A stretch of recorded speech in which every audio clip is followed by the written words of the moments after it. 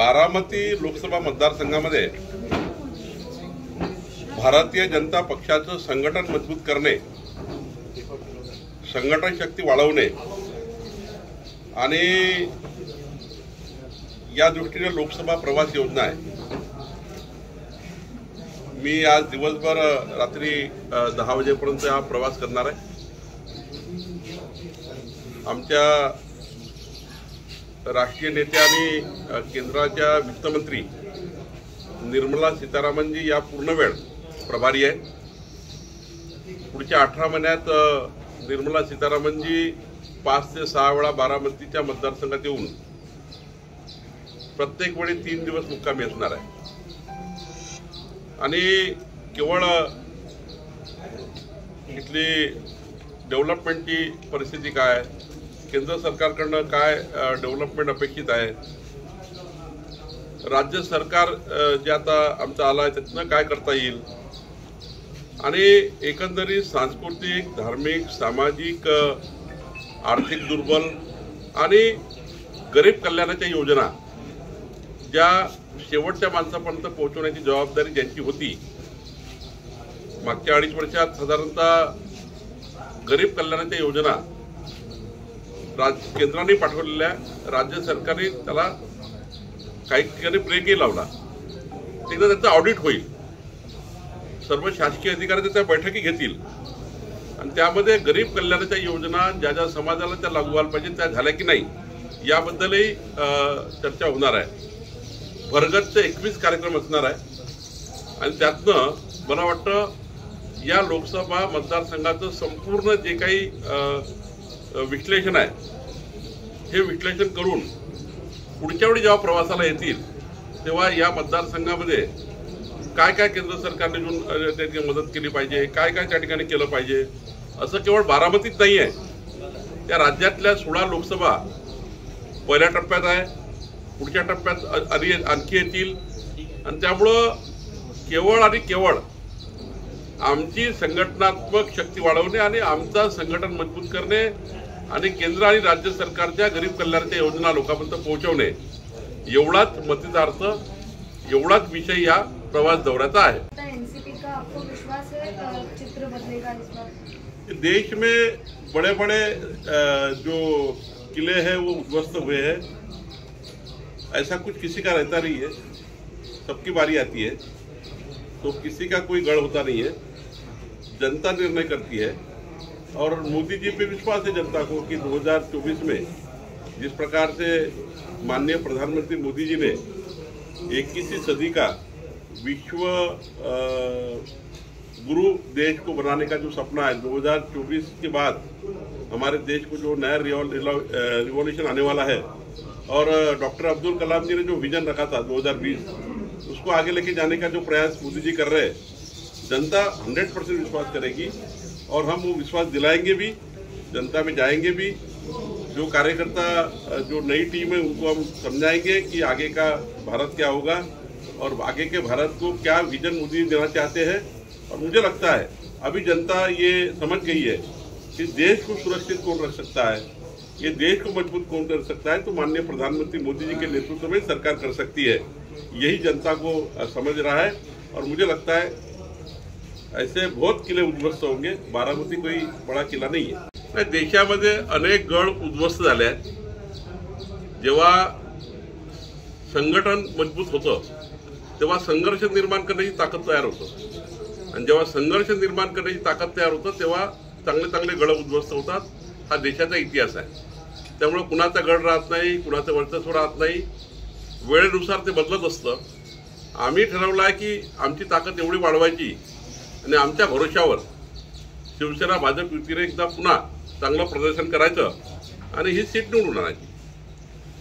पवारांचं गाव काटेवाडी आहे, हा सगळा योगायोग आहे की काटेवाडी हे ठरवून सुरुवातीचा या सगळ्या सूत्रात आम्ही ठरवलं आहे की प्रत्येक बूथवर, जसं माझ्या प्रत्येक प्रवासामध्ये मी चंद्रपूर बघा बूथ समितीची बैठक घेतली, तशी काटेवाडीत बूथ समितीची बैठक आहे। तिथल्या बूथवर काम करणाऱ्या आमच्या मतदारांना, तेथीवर काम करणाऱ्या कार्यकर्त्यांना प्रदेश अध्यक्षांनी भेटलं पाहिजे, शक्ती केंद्र प्रमुखांना भेटणार आहे, आमच्या तालुका जिल्ह्याच्या पदाधिकाऱ्यांना भेटणार आहे। माझ्या दिवसभराच्या प्रवासामध्ये सर्वच वर्गांना मी भेटणार आहे, काही निवेदनही घेणार आहे इथल्या लोकल जर कोणी मला भेटले तर मी ते सरकारकडे पाठवणार आहे. त्यामुळं काठेवाडीमध्ये बूथवर काम करणाऱ्या आमच्या संघर्ष करणाऱ्या कार्यकर्त्यांना पक्षाच्या अध्यक्षाने भेटलं पाहिजे, ही माझी भूमिका आहे, म्हणून मी जातो आहे. काल भेट झाली, चर्चा झाली, काय नेमकी चर्चा होती, काय बारामतीच्या संदर्भात त्यात चर्चा झाली का? काही अमित भाई काही बारामतीच्या चर्चेकरता आले नव्हते. अमित भाई काल लालबाग दर्शनाला आले होते गणेशजीच्या. नंतर काही संघटनात्मक बैठकी घेतल्या. मुंबईची संघटनात्मक बैठक घेतली, महाराष्ट्राची संघटनात्मक बैठक घेतली. त्यामुळं त्यांना कुठे बारामती वगैरे वगैरे असा काही ते एवढा चर्चेचा विषय नाही आहे. संघटनात्मक बैठक मात्र त्यांनी घेतली. आज काही कार्यकर्ते भाजपमध्ये प्रवेश करणार आहेत. मोठा एखादा नेता भाजपमध्ये प्रवेश करणार आहे. नाही, आता तर सुरुवात होईल. आमचे ग्राउंडवर काम करणारे कार्यकर्ते जे राष्ट्रवादी काँग्रेसच्या येथील अनेक बाबी ज्या जनतेला पटत नाही अशा बाबीला कंटाळून, जनमानसाचा आदर ज्या ठिकाणी होत नाही अशा ठिकाणी कंटाळून भाजपमध्ये प्रवेश करतीलच. पण पुढे सुद्धा प्रचंड मोठे मोठे प्रवेश होतील असा मला विश्वास आहे. खुद प्रधानमंत्री नरेंद्र मोदी को सराहना करते हैं, बार बार तारीफ करते हैं और इन्हीं को चैलेंज. देखिए, कुछ विषय ऐसे होते हैं जो अच्छे काम किए तो अच्छा काम किया है, उसमें तारीफ करने के लिए क्या अड़चन है. लेकिन जो अभी भी यहाँ की 45-40% जनता ऐसी है जो उपेक्षित है. अभी भी माइक्रो ओबीसी है, ओबीसी समाज है, धनगर समाज है, उनके प्रश्न है, मराठा समाज के प्रश्न है, बहुत प्रश्न है जनता के सामने. सभी समाज उपेक्षित है. केवल 2-4 लोग बड़े होने से समाज बड़ा नहीं होता. 2-4 लोगों को सत्ता मिली तो पूरे समाज को सत्ता नहीं मिलती है. इसलिए जब एकत्रित हो जाते हैं उपेक्षित लोग, तब जाके संघर्ष निर्माण होता है. और संघर्ष निर्माण हो जाए तो जीत होती है. तो मुझे लगता है सभी समाजों में केवल 2-4 लोगों को बड़ा करने का काम हुआ है. बाकी अभी भी बहुत सी जनता उपेक्षित है, उसको लेकर हम काम करेंगे. सुप्रिया सुळेजी काय बोललाय मला माहिती नाही, तुम्ही सांगताय. आणि केंद्रीय मंत्र्यांना तर त्यांनी स्वागत केलं तर काय, केंद्रीय मंत्री आहेत, त्यांना ते भेटू शकतात. त्याबद्दल कुणाची मनाई नसणार त्यांना. केंद्रीय मंत्र्यांना एखाद्या खासदारांनी भेटले यात काही नवं नाही आहे.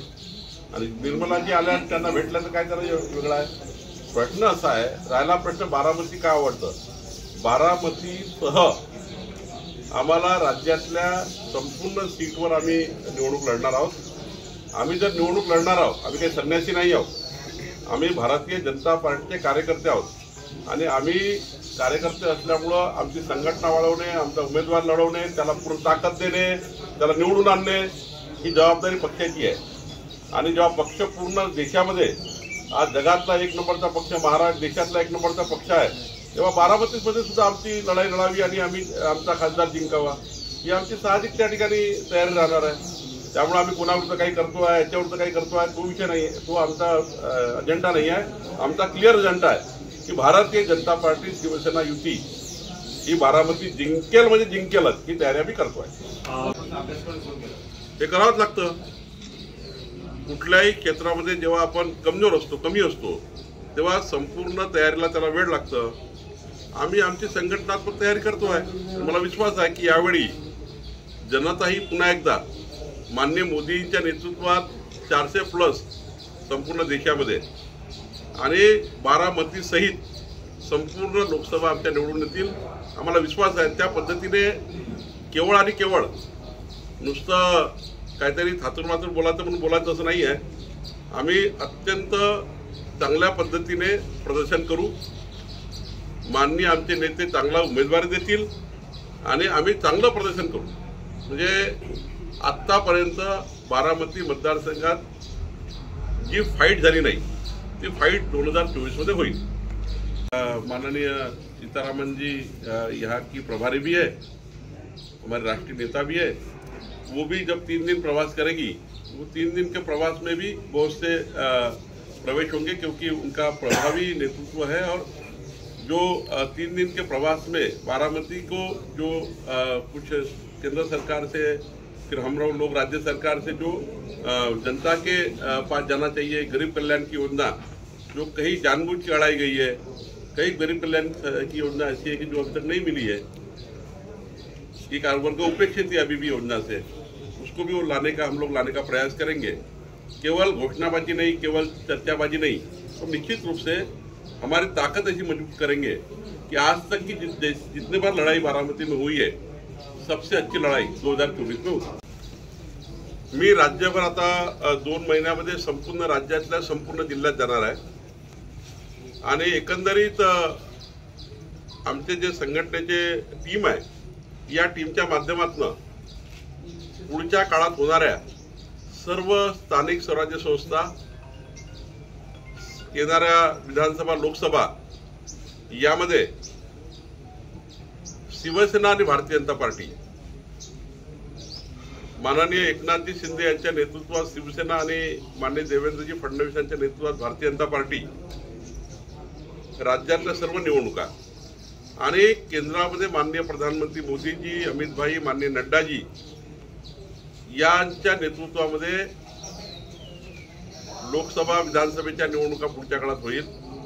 आणि त्यामध्ये शिवसेना भाजप म्हणून आम्ही त्यावेळी ठरवलं आहे की महाराष्ट्रात 45+ लोकसभा आणि 200+ विधानसभा आम्ही या ठिकाणी आमच्या संघटन शक्तीच्या भरोशावर प्रचंड ताकदीने आम्ही निवडून आणू आणि आम्हाला विश्वास आहे की जनता ही धोकेबाजाला बाजूला करेल आणि जे खरे हिंदुत्वाचे रक्षण करणारे कार्यकर्ते आहेत त्यांना जनता मदत करेल ही आम्हाला अपेक्षा आहे की त्यांनी त्यांचं काम करावं, त्यांनी त्यांची मोड बांधावी, त्यांचा तो अधिकार आहे, त्यांना कुठं जायचं, कुठं फिरायचं, किती सीट निवडून आणायचं आहे, काय करायचं। पण आता तर विरोधकांनी किती प्रयत्न केला, ते राष्ट्रपती निवडणूक प्रयत्न करणार होते, ते कुठल्या निवडणूक प्रयत्न करणार होते, महाराष्ट्रात ती राष्ट्रवादी काँग्रेस 60च्या वर गेली नाही। असं आहे की त्यांना प्रयत्न करू द्या ना, त्याचा प्रयत्न त्यांनी करावा, त्यांची संघटना त्यांनी वाढवावी। पण आता तर या देशाचे विश्वगुरु प्रधानमंत्री नरेंद्र मोदी आहे। आमचे मोदीजी 155 देशांनी नेतृत्व स्वीकारलं आहे आणि असं नेतृत्व जे अखंड भारताला एकत्र करण्याकरता आणि संपूर्ण शेवटच्या माणसाला अंत्योदयाचा विचार करून या देशाला मजबूत करून 21व्या शतकातला मजबूत भारत करण्याचं विजन। बाकी लोक विजनलेस आहे, आपापले दुकान चालवायचे आहेत। मोदीजींना विजन आहे, ते विजन गुण काम करताय, नेशन करता काम करताय, देशाकरता काम करताय। आणि देशाकरता जेव्हा कोणी व्यक्ती काम करतो त्याच्या मागे जनता उभी राहतं।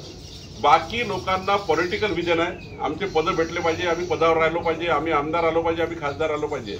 माननीय प्रधानमंत्री मोदीजी आणि भारतीय जनता पक्ष एक विजन घेऊन या देशाला जगातला सर्वात चांगला देश कसा करता येईल हे विजन घेऊन चालले आहेत। आणि जेव्हा विजन येतं तेव्हा जनता मागे उभी राहते। जर लोकसभेचा विचार केला तर आमचे केंद्रीय नेतृत्व हे ठरवतं आणि केंद्रीय नेतृत्व जे ठरवेल शेवटी आम्ही जिंकण्याकरता लढतोय। आता जी 2024ची आमची जी लढाई आहे जिंकण्याकरता लढणार, जिंकण्याकरता, हारण्याकरता नाही। आणि मग जिंकण्याकरता लढायचं असेल तर केंद्रीय नेतृत्व योग्य निर्णय करेल।